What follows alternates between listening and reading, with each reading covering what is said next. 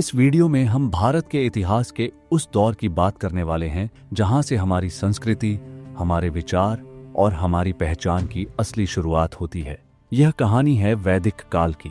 हड़प्पा सभ्यता के खत्म होने के बाद ऐसा लग रहा था जैसे सब कुछ शांत हो गया है, लेकिन यह शांति ज्यादा देर तक नहीं रही, क्योंकि इतिहास अब एक नए मोड़ लेने वाला था। उत्तर पश्चिम दिशा से कुछ नए लोग भारतीय उपमहाद्वीप में प्रवेश करते हैं, जिन्हें हम आर्य के नाम से जानते हैं। वे घुड़सवारी जानते थे, युद्ध कला में निपुण थे और अपने साथ एक नई भाषा, नई सोच और नई संस्कृति लेकर आए थे। धीरे धीरे उन्होंने उत्तर भारत के मैदानों में बसना शुरू किया। नदियों के किनारे गांव बसने लगे और यहीं से शुरू हुआ वैदिक काल। इस नए दौर में जीवन का तरीका पूरी तरह बदलने लगा। अब लोग शहरों की जगह गांवों में बसकर प्रकृति के साथ तालमेल बनाकर जीने लगे। उनका जीवन सरल था, लेकिन उनके विचार गहरे और समझ से भरे हुए थे। और इसी समय धीरे धीरे एक ऐसी संस्कृति आकार लेने लगी जिसने आगे चलकर पूरे भारत की पहचान तय की। इसी दौर में ज्ञान को शब्दों में ढालने की शुरुआत हुई। लोग अपने अनुभवों, विचारों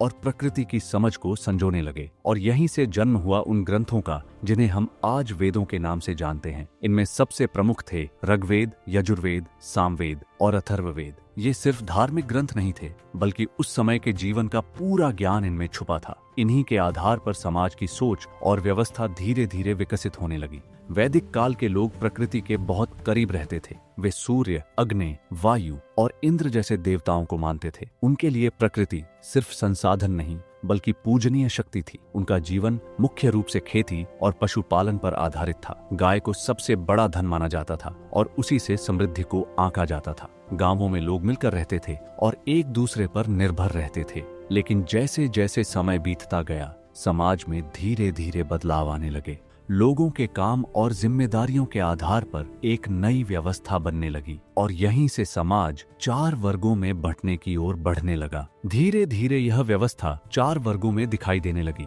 ब्राह्मण, क्षत्रिय, वैश्य और शूद्र। शुरुआत में यह सिर्फ काम के आधार पर थी, जहां हर वर्ग की अपनी भूमिका और जिम्मेदारी थी। लेकिन समय के साथ यह व्यवस्था कठोर होती गई और समाज की पहचान बनती चली गई। इसी दौरान लोग सिर्फ बाहरी जीवन ही नहीं, बल्कि अपने अंदर के जीवन को भी समझने लगे। वे यह सोचने लगे कि इंसान का असली उद्देश्य क्या है और जीवन का अर्थ क्या है, और यही सोच आगे चलकर गहरे दार्शनिक विचारों का आधार बनी। इन सवालों ने जन्म दिया नए विचारों को, नई सोच को और एक अलग तरह की समझ को। लोग अब सिर्फ परंपराओं का पालन नहीं कर रहे थे, बल्कि उन्हें समझने की कोशिश कर रहे थे। यहीं से ज्ञान का एक ऐसा दौर शुरू हुआ जिसने आगे चलकर पूरी दिशा बदल दी। लेकिन जैसे जैसे यह सोच बढ़ती गई, समाज के अंदर असंतोष भी बढ़ने लगा।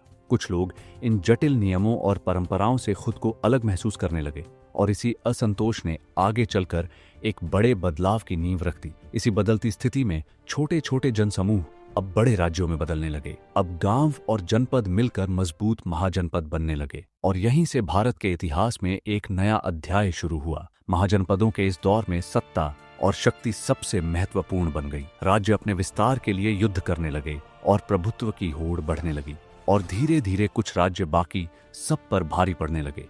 इनमें सबसे शक्तिशाली बनकर उभरा मगध। इसने अपनी ताकत, नीति और संसाधनों के बल पर अपना प्रभाव तेजी से फैलाया, और यही वह समय था जब भारत एक बड़े साम्राज्य की ओर बढ़ रहा था।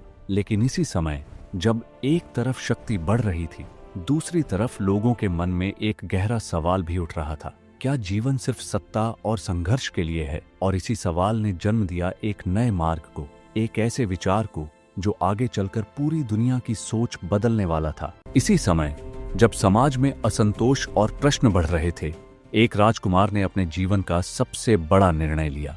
उन्होंने अपने महल, अपनी संपत्ति और सभी सुख सुविधाओं को छोड़ दिया। उनका उद्देश्य था सत्य को जानना और जीवन के असली अर्थ को समझना। वह राजकुमार थे गौतम बुद्ध। उन्होंने आराम का जीवन त्याग कर कठिन तपस्या और ध्यान का मार्ग अपनाया। वर्षों तक उन्होंने जंगलों और एकांत में रहकर जीवन के रहस्यों को समझने की कोशिश की। कई प्रयासों और अनुभवों के बाद उन्हें यह एहसास हुआ कि अत्यधिक सुख और अत्यधिक कष्ट दोनों ही सही रास्ते नहीं हैं, और यहीं से उन्होंने एक नया मार्ग खोजा, मध्यम मार्ग। एक ऐसा रास्ता जिसमें संतुलन हो, शांति हो और सच्ची समझ हो। उन्होंने अपने ज्ञान को लोगों के बीच फैलाना शुरू किया। धीरे धीरे उनके विचार लोगों के दिल और दिमाग को छूने लगे। लोग अब केवल परंपराओं को नहीं बल्कि उनके पीछे के अर्थ को समझने लगे। उनके अनुयायी बढ़ने लगे और एक नया समुदाय बनना शुरू हुआ। इन्हें कहा गया संघ, जहां लोग एक साथ रहकर अनुशासन और ज्ञान का पालन करते थे। और यहीं से बौद्ध धर्म का विस्तार पूरे भारत में होने लगा। लेकिन हर नई सोच के साथ एक नया संघर्ष भी जन्म लेता है, और जैसे जैसे यह विचार फैलने लगा, समाज में और भी बड़े बदलाव आने लगे। जैसे जैसे यह नई सोच फैलती गई, वैसे वैसे समाज के पुराने ढांचे भी चुनौती का सामना करने लगे। लोग अब अंधविश्वास और जटिल कर्मकांडों से दूर हटकर सरल और समझने योग्य मार्ग की ओर बढ़ने लगे। इस बदलाव ने समाज के अंदर एक नई जागरूकता पैदा कर दी। बौद्ध धर्म केवल एक विचार नहीं था, बल्कि एक जीवन जीने का तरीका बनता जा रहा था। राजा से लेकर आम व्यक्ति तक सभी इसके सिद्धांतों से प्रभावित होने लगे, और यही कारण था कि यह विचार सीमाओं से बाहर निकलकर दूर दूर तक फैलने लगा। इसी दौरान कई शासकों ने भी इस नए मार्ग को अपनाना शुरू किया। उन्होंने न केवल इसे स्वीकार किया, बल्कि इसके प्रचार प्रसार में भी योगदान दिया, जिससे समाज में शांति और संतुलन की भावना और मजबूत होती चली गई। लेकिन दूसरी ओर राजनीतिक शक्ति भी अपने चरम की ओर बढ़ रही थी।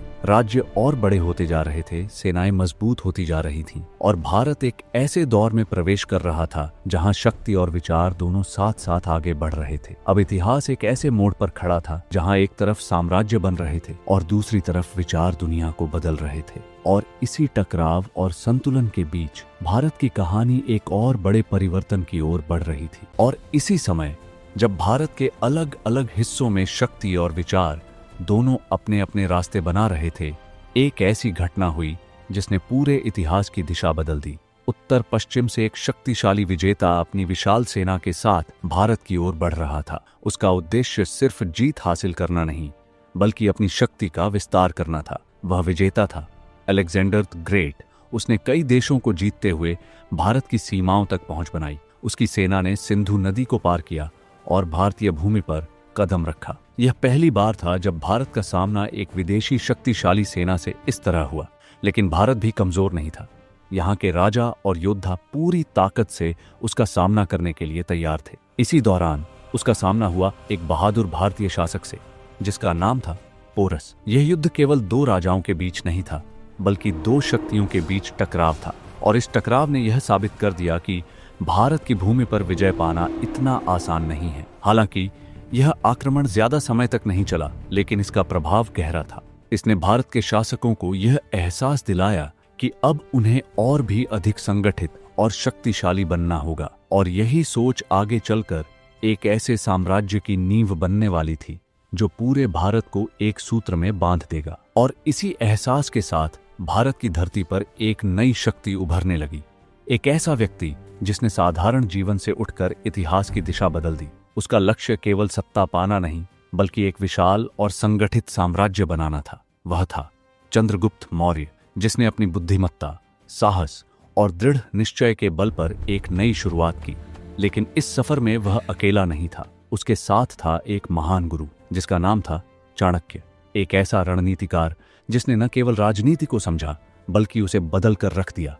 उसने चंद्रगुप्त को सिर्फ एक योद्धा नहीं, बल्कि एक महान सम्राट बनने के लिए तैयार किया।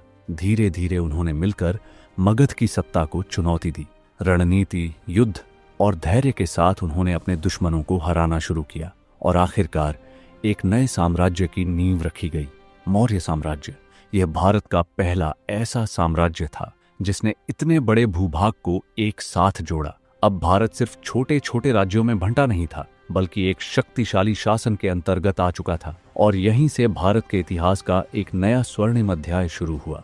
लेकिन यह तो बस शुरुआत थी, क्योंकि इस साम्राज्य को उसकी असली पहचान मिलने वाली थी। एक ऐसे सम्राट के हाथों जो शक्ति से नहीं, बल्कि विचारों से दुनिया जीतने वाला था। और फिर इस साम्राज्य की बागडोर एक ऐसे शासक के हाथों में आई जिसका नाम इतिहास में हमेशा के लिए अमर हो गया। वह थे अशोक द ग्रेट। शुरुआत में वे भी एक शक्तिशाली और कठोर राजा थे, जिनका लक्ष्य अपने साम्राज्य का विस्तार करना था। लेकिन कलिंग के युद्ध ने उनकी जिंदगी पूरी तरह बदल दी। उस युद्ध में हुई भारी तबाही और जनहानि ने उनके दिल को अंदर से हिला दिया। और उसी पल एक विजेता राजा बदल गया। एक शांति प्रिय शासक में उन्होंने युद्ध का मार्ग छोड़कर बुद्धिज्म को अपनाया और अपने जीवन का उद्देश्य बना लिया। शांति, अहिंसा और मानवता का प्रचार करना।